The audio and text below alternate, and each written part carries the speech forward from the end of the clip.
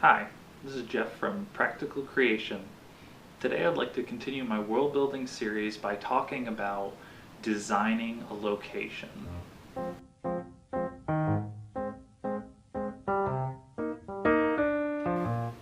When you first design a location, you have to think about a lot of factors before you can even begin to inhabit the place with people, things, and smaller scale locations.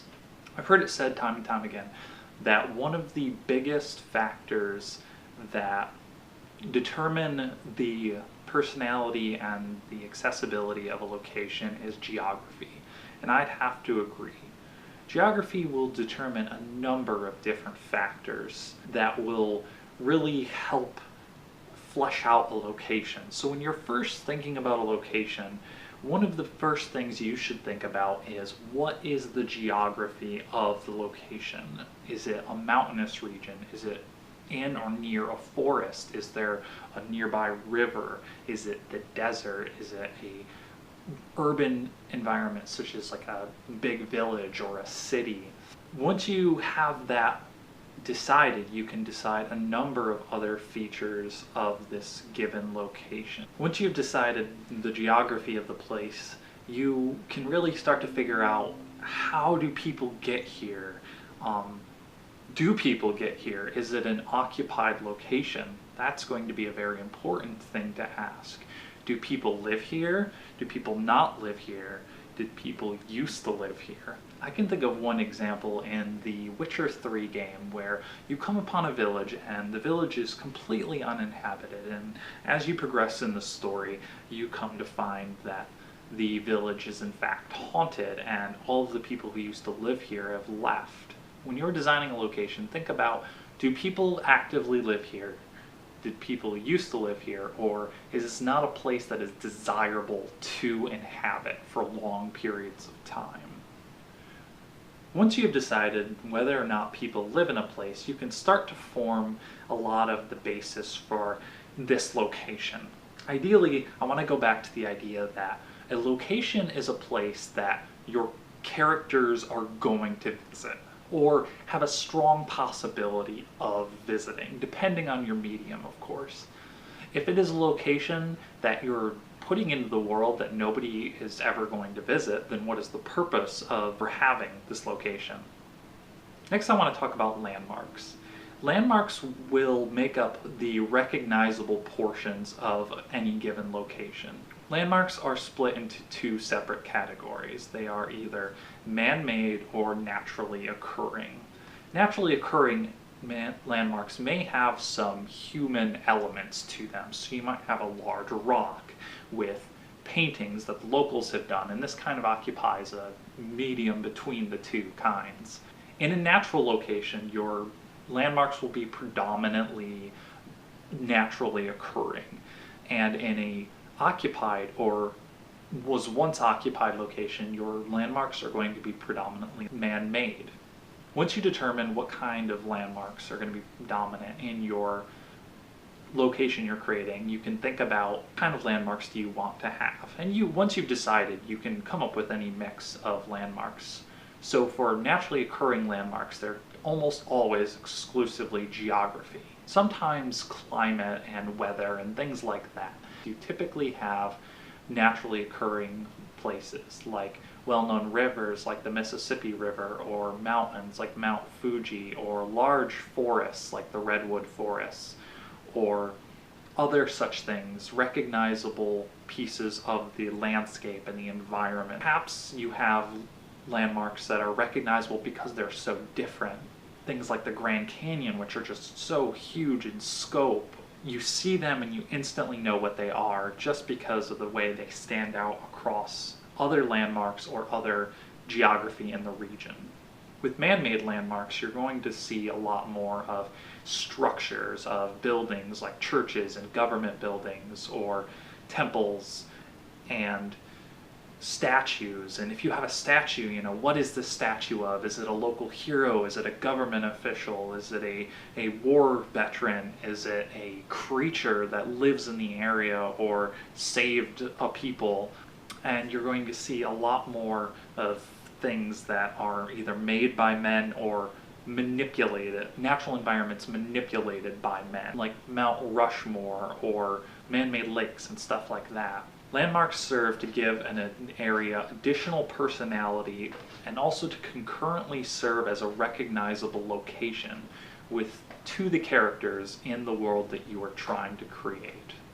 Moving on from landmarks, I want to talk about a more populated area. When you're working with an area where people live, what is the place like? Or what is the culture? A big defining part of the culture is what is the history of this location? Where do these people come from? How long have they been here? What are the seasons or changes they have gone through over the years? These are all things to take into consideration, as well as factors like government. What is the ruling body like here? Is it as an individual? Is it a family? Is it an elected government? Or do they rule by force? Maybe it's an occupational army from some distant kingdom or land or people. What religions are here? Is there one dominant religion? Is there only one religion? Is there multiple religions vying for believers?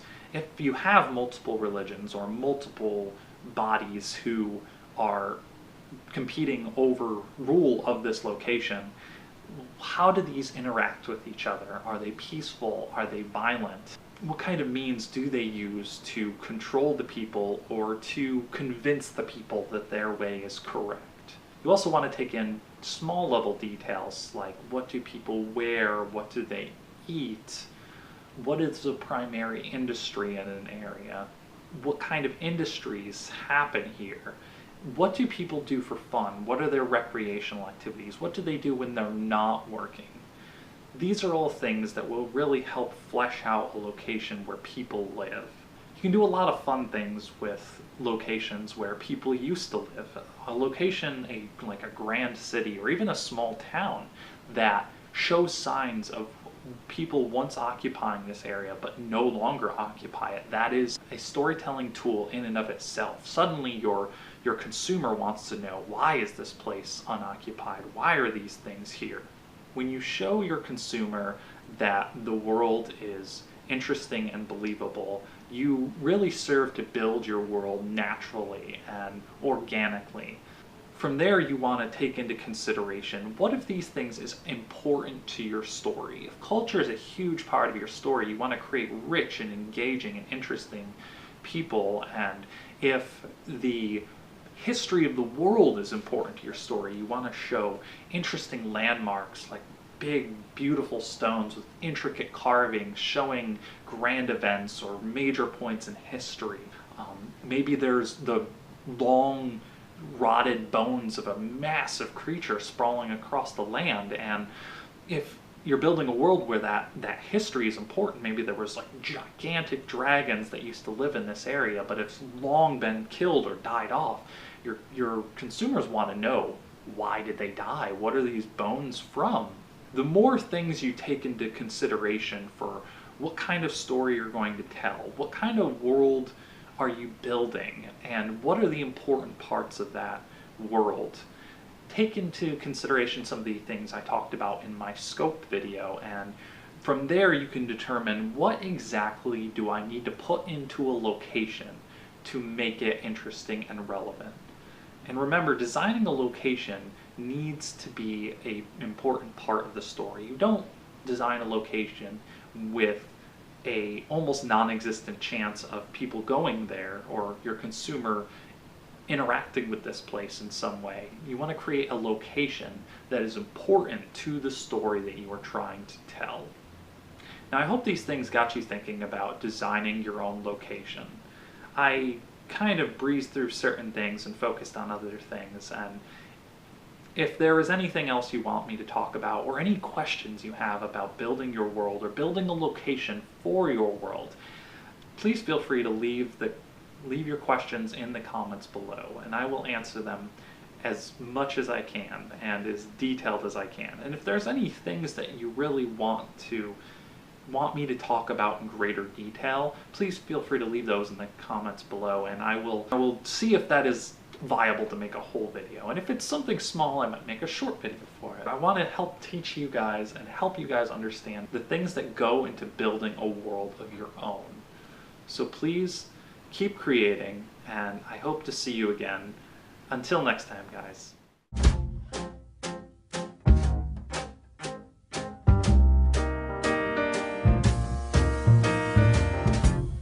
This is a gray tinted lens I see through.